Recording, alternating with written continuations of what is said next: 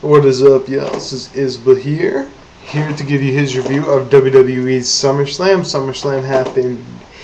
It is 11:10, so I guess it happened tonight. And this is fast as I can come on here and do this. This was a great show. I thought this was a altogether very good show. Probably the best all-around SummerSlam since, if you like 2005, I guess since then. But for me, probably overall since 2002, since I think 2005 had. While it did have a lot of great matches, it did also have a lot of flaws to a lot of big ones. Last year's event, like I said, great show, but mainly carried by the last two matches. This was overall a great show. So let's get right into it. The night kicked off with Dolph Ziggler versus Rey Mysterio for the Intercontinental title. This is a great match, folks.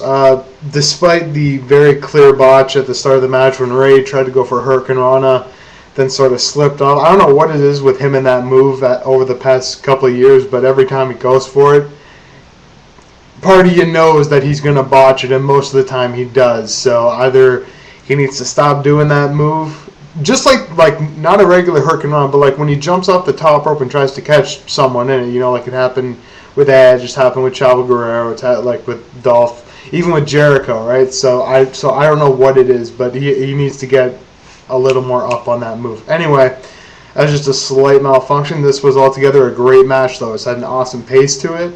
These two worked very well together, and the crowd was actually pretty into it. They were actually about in half for this one. Half wanted Rey, half wanted Dolph. In the end, Rey went over. He retained the title.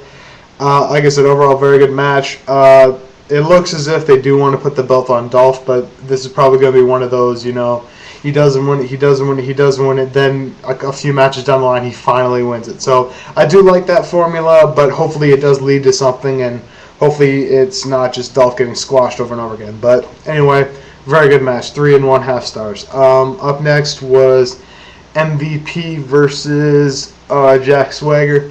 The promo before this match was very good. It was only about a minute and a half long, but it was very good. It was straight to the point and just, may the better man win kind of thing, so I did like that. It really showed off Swagger's ego and MVP's determination to be the champion, so I did like that.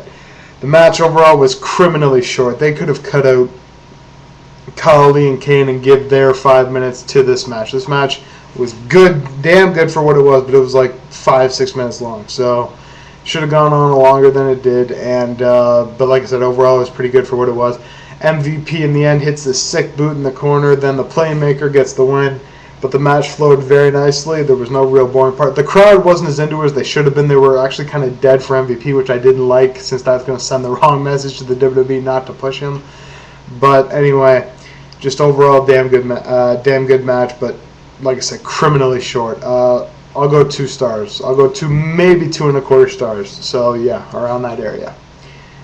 Up next, we had Chris Jericho and the Big Show versus Time. This was a good tag team match. A pretty damn good tag team match. This is definitely Time's best match that they've had in the WWE thus far. I know that's not saying too much, but still, I think this match probably exceeded a lot of people's expectations since, Big Show is going to ruin it, blah, blah, blah. Big Show did a really good job in this match with both those guys. Time looked like a very credible team. They didn't get squashed, which I loved. And Jericho was being Jericho. He was being his awesome self. And their promo before the match with Jericho and Big Show was very good. And Big Show tries to talk, Time interrupts him. That was pretty damn funny. And the match overall got a very good length. They actually got a perfect length. The only thing I didn't like was the very end when Show hit Shad with the big punch. Shad was knocked out and Jericho covered it. I wish that, or maybe it was JTG. Anyway, one of them got hit with the punch, and then the tag team member, I think it was JTG, he was on the outside. He was right on the outside. And I was wondering the whole time why he didn't come in and break it up, right? But I don't know.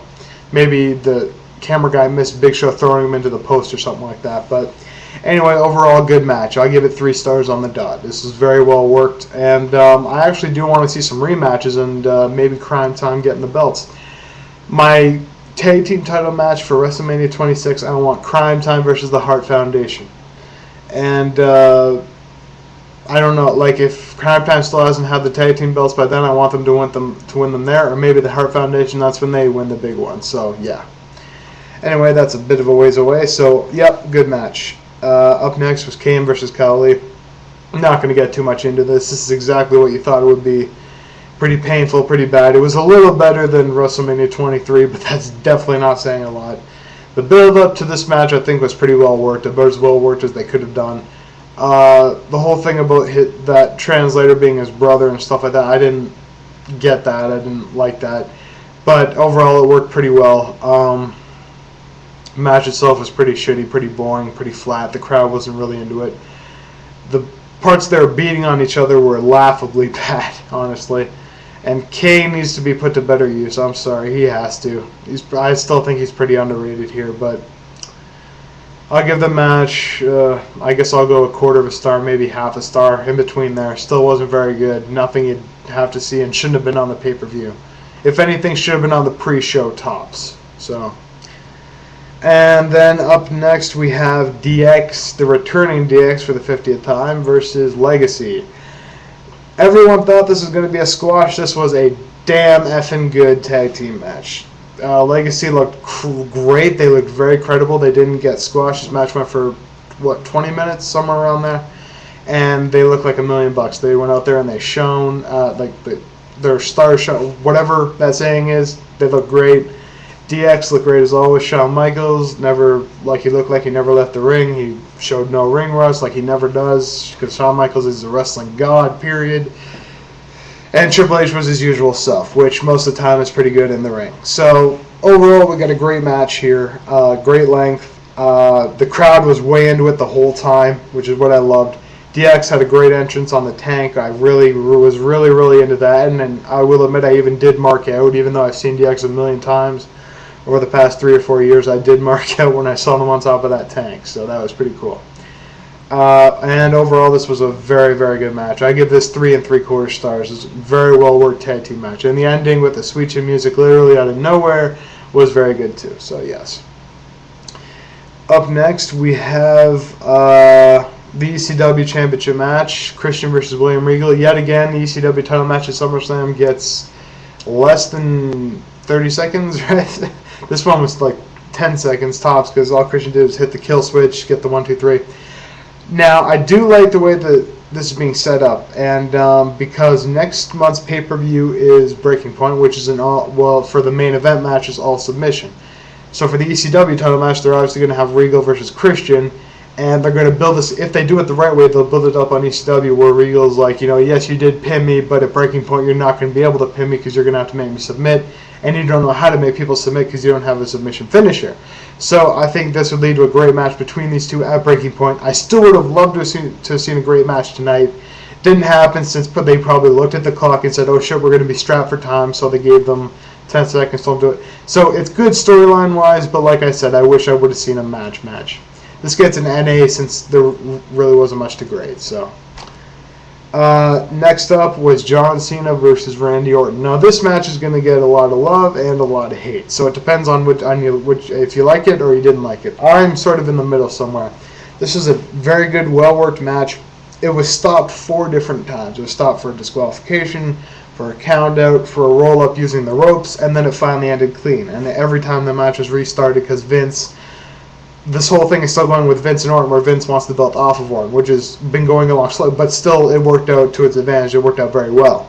So storytelling-wise, this was great. In my opinion there, that fan who jumped the barricade, I don't know if that was Freddie Prinze Jr., I don't know if that was someone in disguise. They didn't show who it was, so that was a stupid idea on their part.